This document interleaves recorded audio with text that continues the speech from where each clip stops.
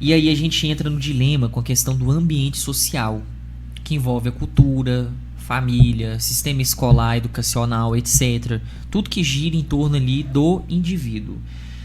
Até que ponto você acha, já mergulhando na questão de ambiente versus genética, e aí agora eu trago aqui escancarada a questão da existência mesmo do indivíduo que a gente atende. Quanto você acha que isso influencia? Eu ia dizer comportamento, mas Pode aqui falar. mas aqui eu vou preferir dizer subjetividade. Ok. Se você quiser explicar o que é subjetividade pro pessoal, fica à vontade. Ok. Matheus, eu tô aqui brincando com o seu dinossauro já tem um tempo. E aqui do lado tá a sua caneca, que eu gostei demais dela, Jurassic Park. Gigante. Gigante. E bonita, né? E tal. O que essa caneca significa para você? Muito bom, muito boa pergunta. Aí a gente tava falando de autenticidade, né, e singularidade. Desde criança, eu tenho uma fissura por dinossauros. Desde criança. Quem é parente vai falar que há um ano de idade, né, quando eu nem tinha aqui o meu córtex frontal, minha consciência bem ampliada, eu já tava... Os brinquedos que eu mais levava na boca, né, que é a primeira forma de brincar do ser humano, praticamente, eram só dinossauros. A minha chupeta tinha dinossauro. Nossa. Então, assim, Jurassic Park a gente sabe que talvez seja a única, porque eu não conheço outra franquia dentro do cinema que seja tão impactante na vida de quem é fã de paleontologia igual o Jurassic Park. O Jurassic Park ele traz muitos aprendizados também de vida, né? A questão evolutiva, a questão do que nós estamos fazendo aqui. No livro isso é muito mais mergulhado do que nos filmes. Eu tenho os 2 livros em casa. E essa caneca né, é uma forma de me fazer sentir, relembrar essa experiência. Ainda mais que são filmes que eu assisti durante a infância. Então a magia dentro de mim é muito alta, né? Olha só. Essa caneca, objetivamente, ou seja, no mundo, na realidade, por acesso racional, cognitivo, essa caneca é um objeto, se constitui de determinada maneira, e ninguém vai discordar disso. Se eu perguntar para várias outras pessoas aqui, chamá-las aqui nesse momento e perguntar o que é isso, todo mundo vai falar que é uma caneca, objetivamente. A partir desse momento que eu te questionei, que você me contou da sua experiência, relatou sua vivência, sua história, essa caneca se tornou a caneca do Matheus. Ela tem um valor e um significado próprio. Isso é subjetivo, é a maneira como você se apropria de uma realidade. É que isso deixou de ser apenas um objeto funcional chamado caneca e isso se transformou em parte da sua história, na sua infância, em simbolismo, em aprendizado. Olha a densidade de coisas significativas que você me disse. E a partir do momento que você compartilhou comigo, uma próxima vez que eu vier aqui ver essa caneca, tem uma história entre nós a respeito dessa caneca. Então, objetividade, subjetividade e intersubjetividade. É isso que na psicologia existencial a gente chama de tomar consciência do que seja consciência. Qualquer coisa que eu interajo, a psicologia existencial é focada na relação humana. Em primeiro lugar, a primazia está na relação. Nisso que a título de exemplo acabamos de fazer. Então, qualquer coisa que interagirmos aqui, eu tenho os elementos objetivos, a realidade continua sendo a realidade. Mas eu sempre tenho, ao relacionar com qualquer coisa, o modo como eu percebo que isso me afeta, que eu crio o significado, e depois eu dou sentido para isso, aí eu tenho a subjetivação, ou seja, existe mundo cosmo, existe mundo, a realidade como um todo. Mas o mais importante na psicologia existencial a gente fala do mundo do sujeito, né, da relação eu com o mundo, existência, mundo, né, mundanidade. Você acabou de falar que mundo que existe atrás dessa caneca. Então isso é o subjetivo. E eu tenho o outro elemento da relação, que é o intersubjetivo. Então eu gosto de colocar assim, a gente precisa colocar o hífen, né? Objetivo, subjetivo e intersubjetivo. Então, meu caro, às vezes a gente tem aquele dito popular um tanto ideológico de que minha liberdade começa a partir do momento, né, que eu, como é que fala o negócio lá? Que eu esbarro com a liberdade do outro, né? O outro limita a minha liberdade.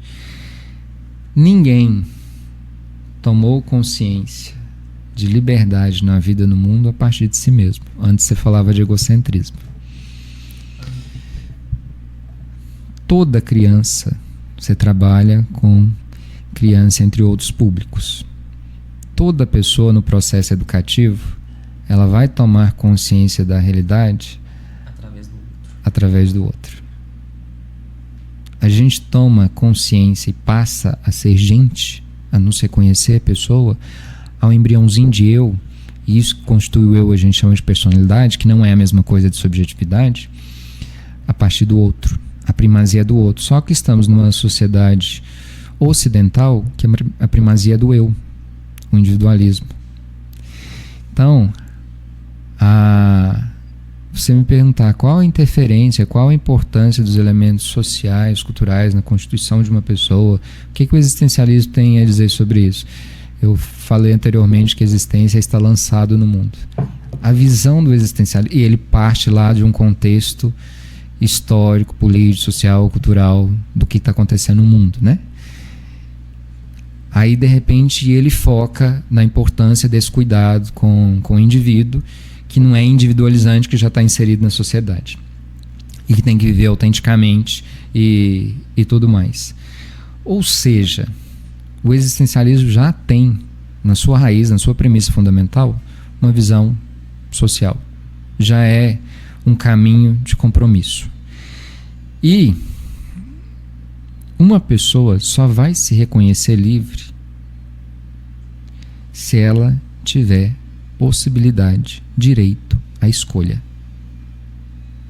Se eu não puder escolher se eu quero estar aqui, se eu não quero, se agora eu vou comer chocolate, se eu vou tomar um café, se eu vou fazer... É isso que a gente se constitui. E a gente descobriu isso na vida vendo os pais, vendo a referência de quem foi família, vendo quem foi espelho de mundo para mim. Então, minha liberdade nasce através do outro, a minha consciência de mundo nasce através do outro. Eu nasço inserido, eu nasço institucionalizado. Depois eu vou tomar consciência disso e aí eu vou fazer meu caminho. Mas, primeiramente, isso me impacta totalmente para depois, né, eu exercer proativamente, através da minha liberdade de escolher, de ir determinando o meu caminho, de me constituindo. Então a liberdade é aquilo que nos limita? Não. A liberdade é aquilo que nos salva. A liberdade é aquilo que somos. A liberdade, antropologicamente, é uma das grandes questões que nos identifica. E aqui eu estou falando de liberdade de escolher, Sartre, né? Sim. Que é o grande responsável por nos ensinar isso. E se eu não escolher? Você já escolheu. Tem jeito de viver sem escolher? Não, eu vou delegar a escolha para outra pessoa. Vou ficar de vítima. É tão difícil quando a gente atende as pessoas na posição de vítima, senhora, né? Tem uma dificuldade gigante. Dá uma canseira. Às vezes as pessoas me perguntam assim: nossa, deve ser tão cansativo, tão difícil lidar com o sofrimento, as dores. E não é incomum, né? O pior é isso. Eu falo, quando a pessoa vem com o seu sofrimento, com suas questões e tal, e ela quer mudar, ela quer caminho, ela quer caminhar, uma maravilha. Quando a pessoa vem para coitadinho de mim, porque a minha mamãe e meu papai, porque isso, que aquilo, né? E quer usar da psicologia do psicólogo para isso, Aí é uma canseira medonha. Por quê? Você usou uma palavra muito importante que é a autenticidade.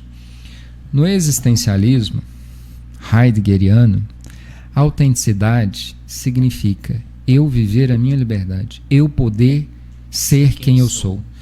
Numa linguagem mais poética, recorrendo a Clarice Lispector, só a mim me coube ser eu mesmo. Eu preciso me pertencer. Somente nesse lugar eu estarei em paz.